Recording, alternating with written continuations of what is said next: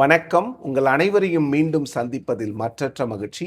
இன்னைக்கு நாம பேசப்போற டாபிக் என்னன்னு பார்த்தீங்கன்னா, தமிழ்நாடு சட்டமன்ற தேர்தல் எப்பொழுது நடக்கும்? அந்த சட்டமன்ற தேர்தலுக்கான ஸ்கெட்யூல் எப்ப வருவதற்கான வாய்ப்புகள் இருக்கிறது? அது மட்டும் இல்லாம தமிழ்நாடு சட்டமன்ற தேர்தல் தொடர்பான டேட்டாஸ் பத்தி தான். சட்டமன்ற தேர்தலை பொறுத்தவரையில் எந்தெந்த மாநிலங்களில் அந்த தேர்தல் நடக்கிறதோ, அதற்கு முன்பாக சீஃப் எலெக்ஷன் கமிஷனர் மற்றும் எலெக்ஷன் கமிஷனர்ஸ், அதாவது தலைமை தேர்தல் ஆணையர் மற்றும் தேர்தல் ஆணையர்கள், இந்த full bench of election commission வந்து ஸ்டேட்டில் இருக்கக்கூடிய செக்யூரிட்டி சிச்சுவேஷன் மற்றும் மற்ற ப்ரிப்பேர்ட்னஸ் பற்றி ரிவ்யூ பண்ணிட்டு போவாங்க. அதன்படி தமிழ்நாட்டில் வந்து இந்த ஃபுல் எலெக்ஷன் கமிஷன் பெஞ்ச் வந்து February 26, 27 தேதிகளில் அந்த ரிவ்யூ மீட்டிங்கை நடத்துனாங்க.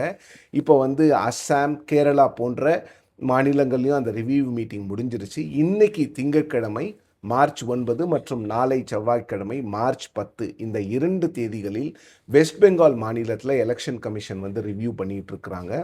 இப்போ தேர்தலுக்கு போகிற இந்த 5 மாநிலத்தில் வெஸ்ட் பெங்கால் தான் ரொம்ப பெரிய மாநிலம். புதுச்சேரி தான் ரொம்ப சிறிய ஒரு யூனியன் டெரிட்டரி. அதை மாநிலம்னு ஆக்சுவலி சொல்ல முடியாது. ஸோ வெஸ்ட் பெங்காலில் 10ஆம் தேதி இந்த ரிவ்யூ மீட்டிங் முடியுது. அதன் பிறகு வந்து 11ஆம் தேதி பிரதமர் நரேந்திர மோடி தமிழகத்துக்கு வருகிறார், திருச்சிராப்பள்ளிக்கு வருகிறார். அதனால் 11ஆம் தேதி இந்த எலெக்ஷன் ஸ்கெடியூல் வருவதற்கான வாய்ப்புகள் இல்லை.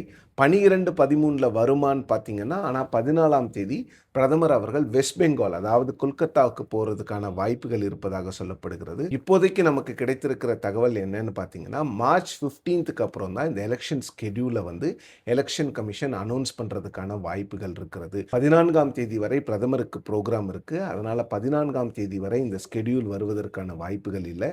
15, 16, 17 அல்லது 18 இந்த 4 நாட்களில் இந்த எலெக்ஷன் ஸ்கெடியூல் வருவதற்கான வாய்ப்புகள் இருப்பதாக சொல்லப்படுகிறது.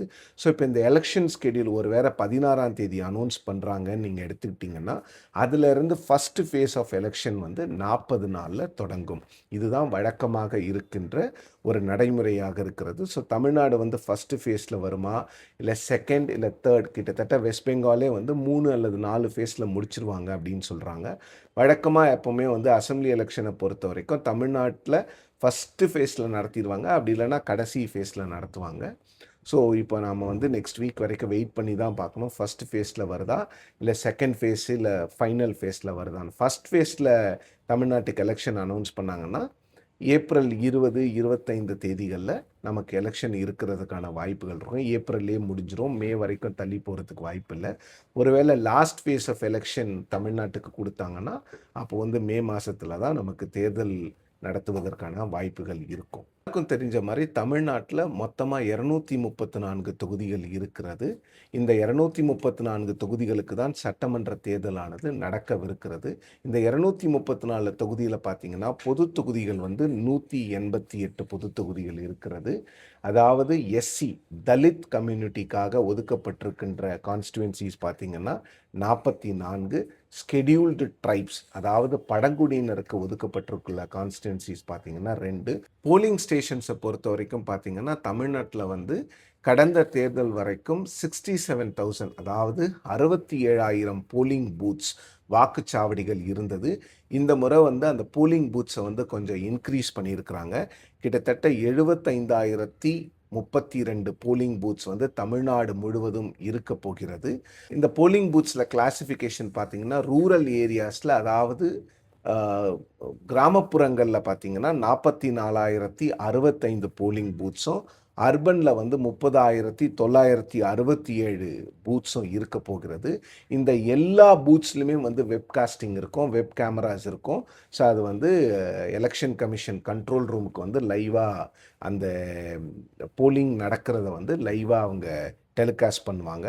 இதில் பார்த்தீங்கன்னா இந்த ஒவ்வொரு பூத்துக்கும் சராசரியாக 756 வாக்காளர்கள் இருக்க போகிறாங்க.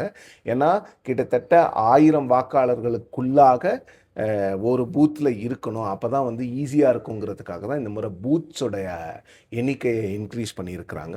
ஸோ இதில் பார்த்தீங்கன்னா விமன் மேனேஜ்டு போலிங் பூத்ஸ் வந்து 258, பிடபிள்யூடி மேனேஜ்டு, அதாவது பர்சன்ஸ் வித் டிசபிலிட்டிஸ் மேனேஜ்டுன்னு பார்த்தீங்கன்னா 47, மாடல் போலிங் ஸ்டேஷன்ஸ் வந்து 265. தமிழ்நாட்டை பொறுத்த வரைக்கும் பார்த்தீங்கன்னா எஸ்ஐஆர், அதாவது ஸ்பெஷல் இன்டென்சிவ் ரிவிஷன் அப்படிங்கிறது நவம்பரில் ஆரம்பிச்சது, ஃபெப்ரவரியில் முடிஞ்சிருக்கு. ஸோ இந்த எஸ்ஐஆருக்கு முன்னால் தமிழ்நாட்டில் இருந்த ஓட்டர்ஸோட எண்ணிக்கை வந்து கிட்டத்தட்ட 6,40,00,000. ஆனால் இப்பொழுது வந்து அந்த வாக்காளர்களினுடைய எண்ணிக்கை தமிழ்நாட்டில் வந்து கிட்டத்தட்ட ஒரு 75 லட்சம் குறைந்து 5,67,00,000 வந்திருக்கிறது. ஸோ இப்போ தமிழ்நாட்டில் வாக்காளர்கள் உங்களுக்கு பார்த்தீங்கன்னா 5.67 கோடி. அதில் வந்து ஆண் வாக்காளர்கள் 2,77,38,925. பெண் வாக்காளர்களை பொறுத்த வரைக்கும் பார்த்தீங்கன்னா 2,89,60,838.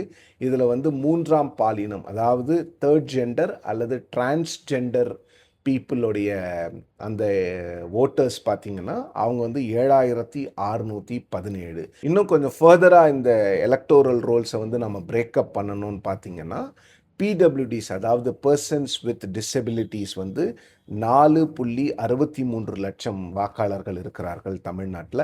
வெரி சீனியர் சிட்டிசன்ஸ், அதாவது 85 வயதுக்கு மேற்பட்டவர்கள் பார்த்தீங்கன்னா கிட்டத்தட்ட 4 லட்சம் பேர் இருக்கிறாங்க.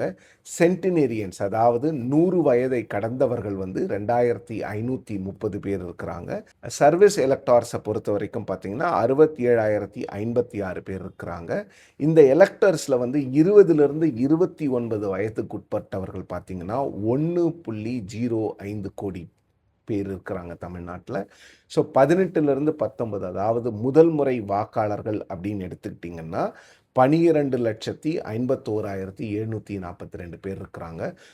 எப்பொழுதும் இல்லாத அளவிற்கு இந்த முதல் முறை வாக்காளர்கள் மற்றும் 20லிருந்து 29 வயசு வரைக்கும் இருக்கிற வாக்காளர்கள் மீது ஒரு அதிக கவனம், ஒரு பயங்கரமான ஒரு ஃபோக்கஸ் இந்த முறை இருக்குது. அது ஏன்னு பார்த்தீங்கன்னா நடிகர் விஜய் அவர்கள் வந்து தமிழக வெற்றி கழகம் அப்படிங்கிற கட்சியை ஆரம்பிச்சிருக்கிறாரு.